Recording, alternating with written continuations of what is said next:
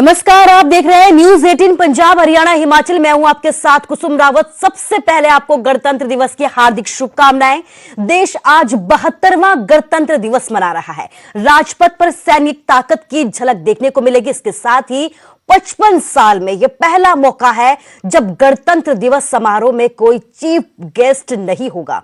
Parade के दौरान corona protocol का भी खास ख्याल रखा जाएगा। यही वजह है कि इस बार दर्शकों की तादाद बेहद कम होगी। वहीं गणतंत्र दिवस के मौके पर किसान भी ट्रैक्टर परेड निकालेंगे। परेड में लाखों की तादाद में ट्रैक्टर शामिल होंगे, ऐसा दावा किया जा रहा है। ऐसे में आसमान से लेकर जमीन पर चप्पे चप्पे पर सुरक्षा के पुख्ता बंदोबस्त किए गए हैं।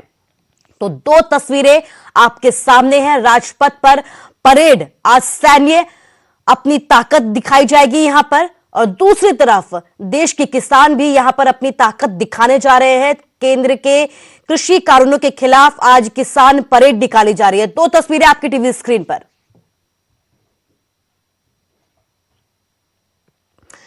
एक तरफ जहां आज राजपथ पर देश के जवान परेड निकालेंगे, तो दूसरी तरफ किसानों की भी ट्रैक्टर परेड है। वहीं परेड में गड़बड़ी की आशंका के मद्देनजर सुरक्षा की स्थिति की कमान खुद केंद्रीय गृह मंत्री अमित शाह संभाल रहे हैं।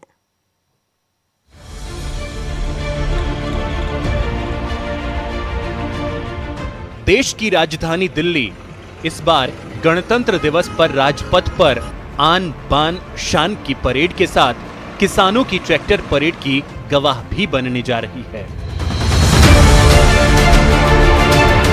कृषि कानूनों के विरोध में अपने तय कार्यक्रम के मुताबिक किसान दिल्ली की सड़कों पर ट्रैक्टर परेड निकालने वाले हैं, और इसके लिए मंजूरी के बाद रास्ते तय होने के साथ अब हजारों की संख्या में ट्रैक्टर दिल्ली की सीमा पर पहुंच रहे हैं।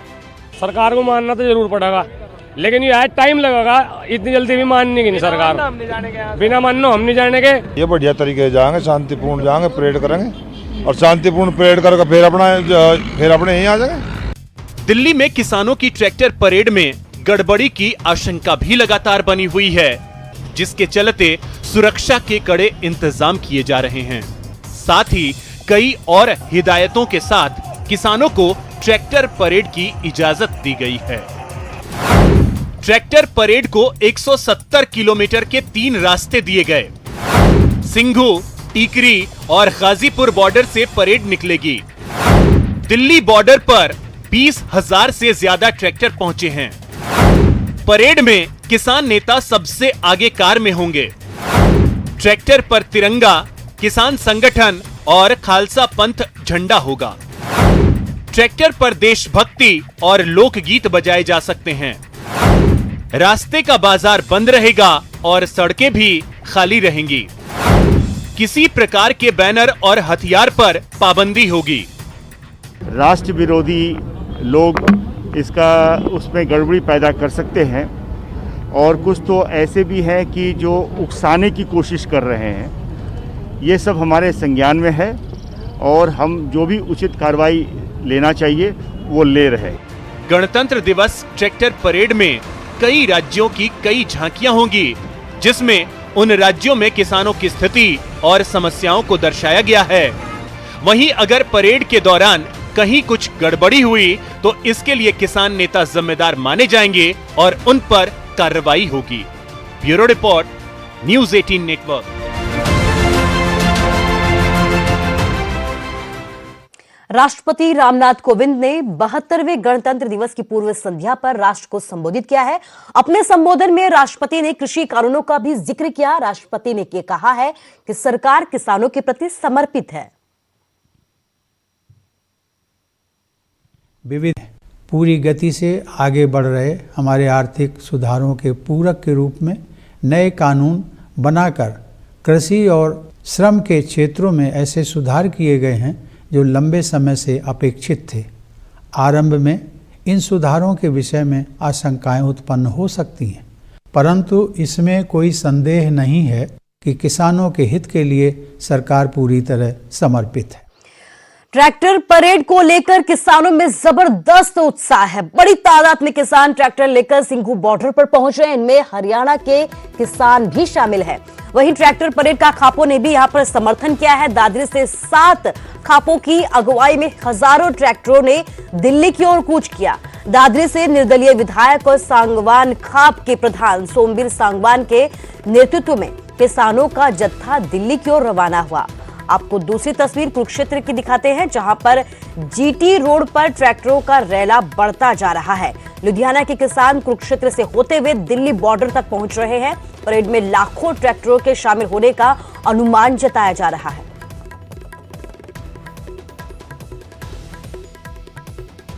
दादरी जिले से जो ट्रैक्टर निकले, हजारों की संख्या में निकले, पूरे प्रबंध के साथ हैं। हमने अपना ड्राई राशन साथ ले रखा है, पूरी तेल की व्यवस्था है, गद्दे बिस्तर सब हमारे साथ है, हमारी पूरी रहने की व्यवस्था है। जब सरकार को ये लगे वो महीने में जाके, 2 महीने में जाके, 6 महीने में जाके, जब तक हम दिल्ली डटे रहेंगे। धन्यवाद। दिल्ली जाके हमारा काला कानून माफ करवाऊंगा और जीत के उल्टावा हमारे किसान जिता के लाऊंगा। सरकार को ये संदेश देना चाहेंगे कि ये काला कानून बनाया ये वापिस ले और हमारा काम नहीं दे। सिंघू बॉर्डर पर किसानों का काफिला पहुंच रहा है। कृषि कानूनों के विरोध में आज किसान ट्रैक्टर परेड निकाल रहे हैं। इस ट्रैक्टर परेड के जरिए केंद्र सरकार पर दबाव बनाने की कोशिश होगी।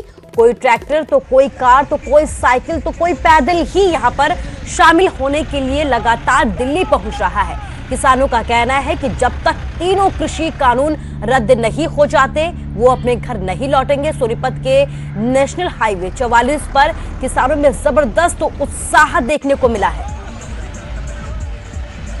जिस तरह से किसानों ने 26 तारीख को दिल्ली में परेड का आह्वान किया था, उसके चलते लगातार ट्रैक्टर सिंघू बॉर्डर पर पहुंच रहे हैं और नज़ारा आप देख सकते हैं कि हजारों की संख्या में आपको जो NH-44 है उस पर जो किसान नहीं, उसका सबसे बड़ा हथियार जिससे वो खेती करता है ट्रैक्टर ही ट्रैक्टर दिखाई देंगे। दूर तक आप देख सकते हैं कि किलोमीटर या 2-3 किलोमीटर तक आपको सिर्फ ट्रैक्टर ही ट्रैक्टर हैं।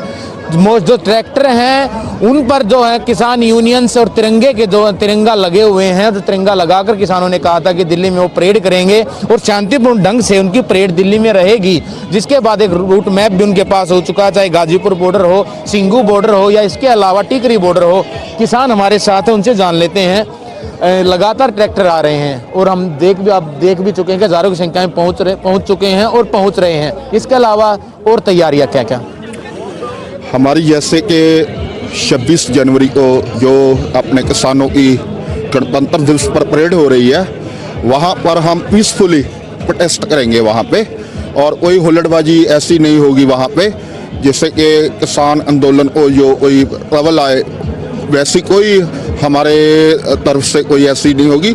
और जो रही बात तैयारी की, हमारी फुल तैयारी है और हम यानी कि 3-4 रोज से वहाँ पंजाब से हमारे जो ट्रैक्टर हैं, ट्रालियाँ हैं, वो भर के वहाँ से आ रही हैं। और आगे भी ऐसे ही अपने आंदोलन जो है जारी रहेगा। अगर मोदी सरकार ने अपने 26 को ये अपने जो काले कानून बनाए हुए हैं, अगर उन्होंने ये रद्द नहीं किए तो हमारा जो आंदोलन है वो इससे भी ज़्यादा और बढ़ेगा।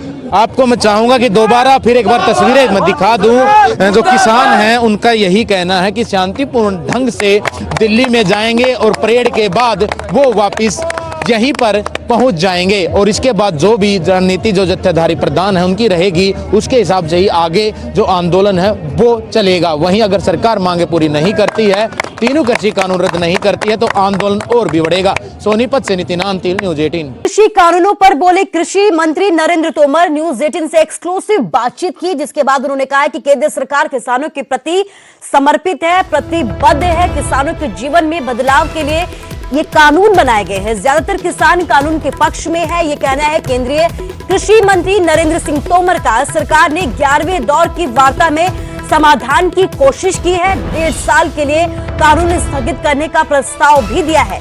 ट्रैक्टर मार्च से दबाव या प्रभाव का फिलहाल कोई सवाल नहीं उठता है, ये कहना है कृषि मंत्री का।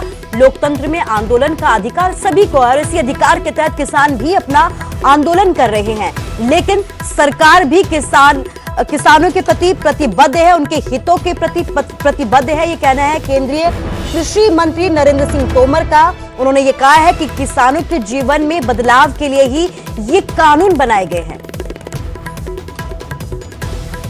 किसानों के साथ 11वें दौर की बातचीत भी बेनतीजे रही और आगे क्या रणनीति है, इस सब पर बात करने के मेरे साथ है कृषि मंत्री नरेंद्र सिंह तोमर। सर, 11 दौर की बातचीत हो चुकी है, अब आगे क्या कदम उठा रही है सरकार? किसानों की वार्ता करेगी या नहीं करेगी?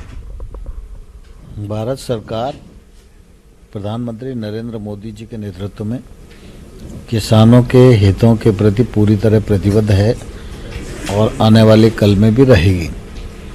भारत सरकार ने किसानों के जीवन में तब्दीली लाने के लिए कृषि सुधार कानूनों को लोकसभा और राज्यसभा में पारित किया। ये कानून आम किसान के हित में हैं और देश भर के अधिकांश किसान इनके समर्थन में खड़े हुए हैं। कुछ किसान संगठन हैं जो इसका विरोध कर रहे हैं, आंदोलन पर हैं।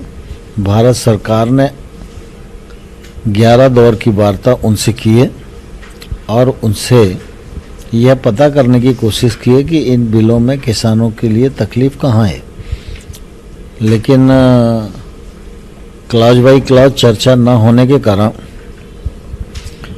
आगे बात नहीं बढ़ सकी और 11 दौर की वार्ता के बाद हम लोगों ने किसानों को यह आग्रह किया कि अगर आपको कोई शंका है तो हम बिल को 1.5 साल के लिए उसके क्रियान्वयन को स्थगित करके एक समिति बना देते हैं और वो समिति प्रावधान के अनुसार पर विचार करे और अपना रिकमेंडेशन दे। उस रिकमेंडेशन के अनुसार सरकार काम करेगी और सरकार ने उन्हें कहा है कि वो इस पर विचार विमर्श करें और अपने मत से सरकार को अवगत कराएं, तो फिर सरकार आगे बढ़ेगी। बातचीत की अभी भी उम्मीद है आपको, लेकिन सर जैसे जो रुख अपना रहे हैं किसान, क्योंकि आप ये भी कह रहे हैं कि कुछ पक्ष में हैं जो विपक्ष में हैं और जो उनका रुख है वो तो सिर्फ एक ही बात मांग कर रहे हैं कि कानून रद्द किया जाए, जबकि 1.5 साल के लिए आपकी तरफ से प्रस्ताव भी दिया है स्थगित कर दें। सुप्रीम कोर्ट ने भी हस्तक्षेप किया, उनका रुख में नरमी नहीं आ रही।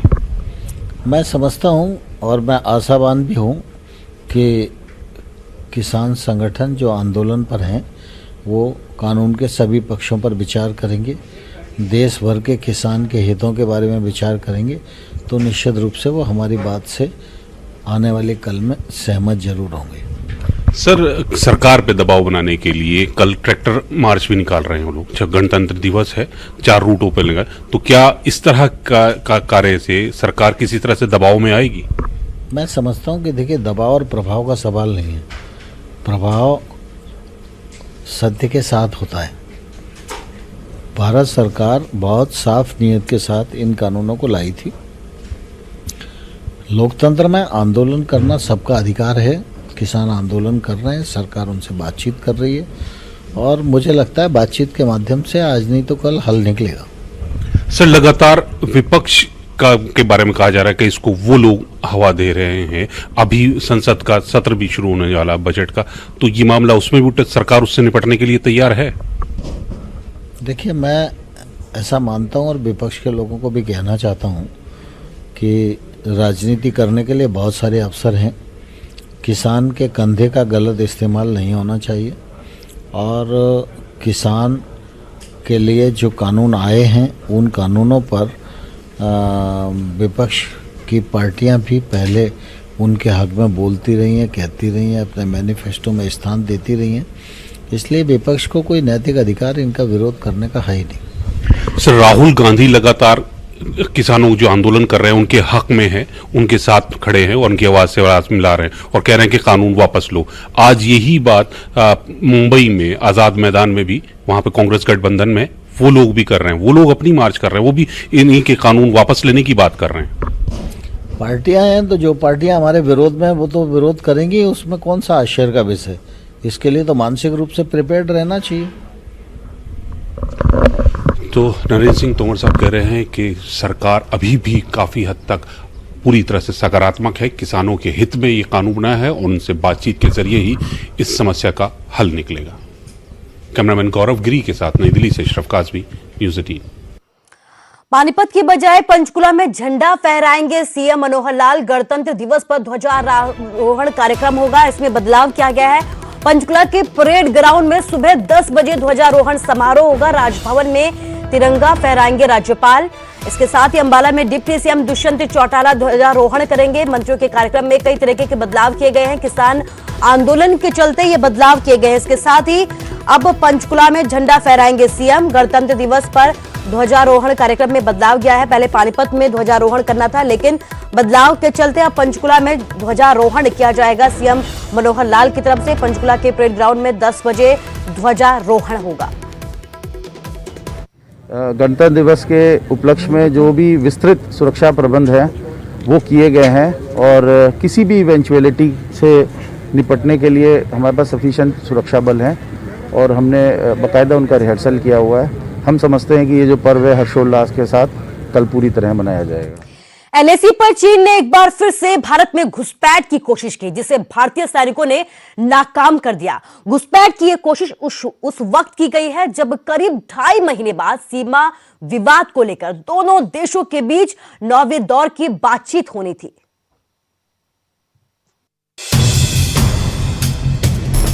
सीमा विवाद के बीच सिक्किम के नाकुला के पास चीन ने एक बार फिर भारत के धैर्य की परीक्षा ली।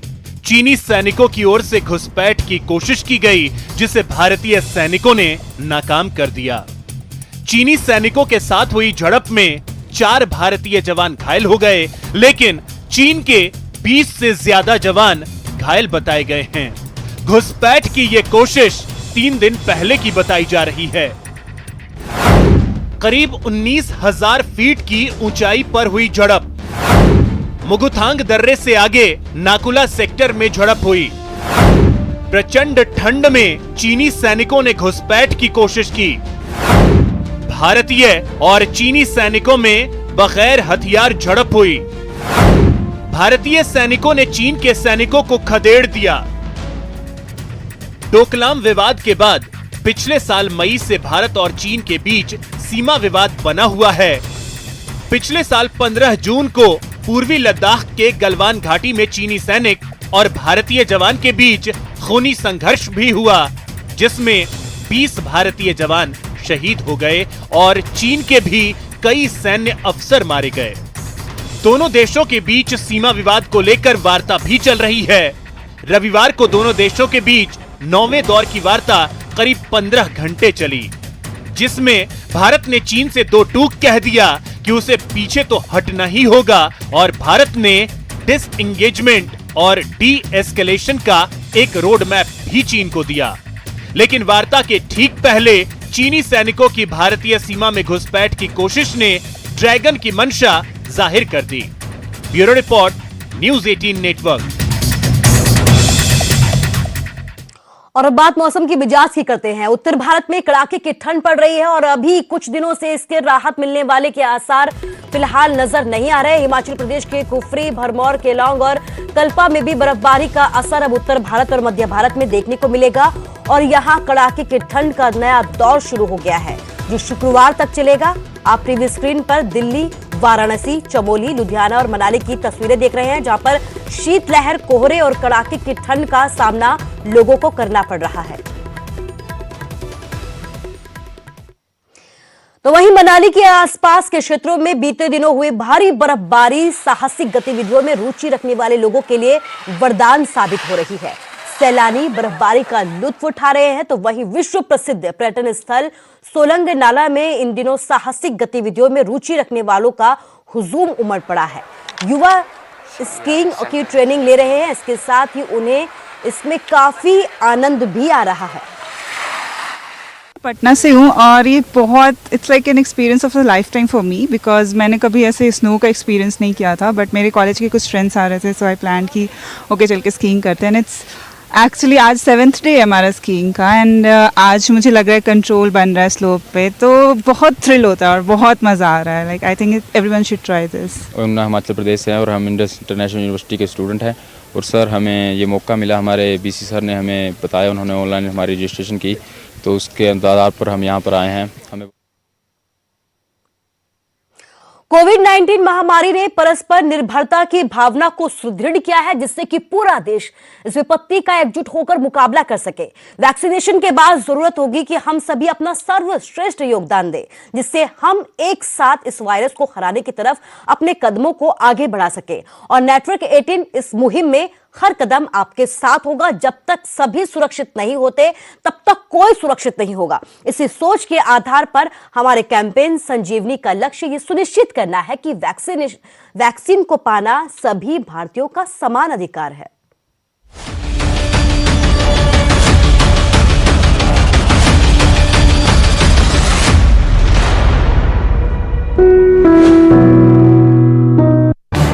इस न्यूज हेडलाइंस के प्रायोजक पेट सफा आयुर्वेदिक चूर्ण। पेट सफा, हर रोग दफा।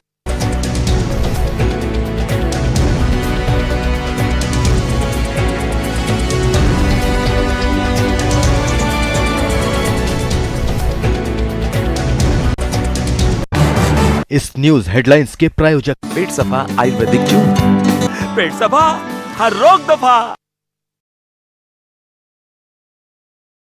न्यूज